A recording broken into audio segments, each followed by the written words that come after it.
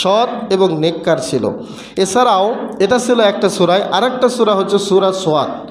সূরা সোয়াদের 48 নম্বর আয়াতে আল্লাহ তাআলা এই যুলকিফল আলাইহিস সালাতু ওয়াস সালাম সম্পর্কে তিনি বলেছেন, আল্লাহ পাক আমাদের নবীকে লক্ষ্য করে বলেছেন, ওয়াযকুর ইসমাঈল ওয়াল ইয়াসআ ওয়া যাল কিফল ওয়া কুল্লুম মিনাল আখিয়ার।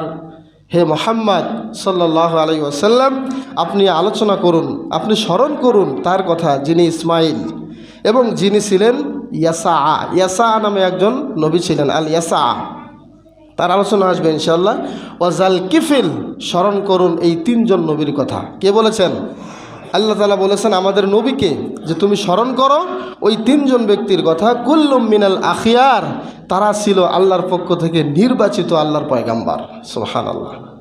তাহলে আল্লাহ বলেছেন নবী, আল্লাহ বলেছেন আল্লাহর পয়গাম্বর, সেখানে আমাদের আর কোনো সন্দেহ থাকে না। এই কথাই এখানে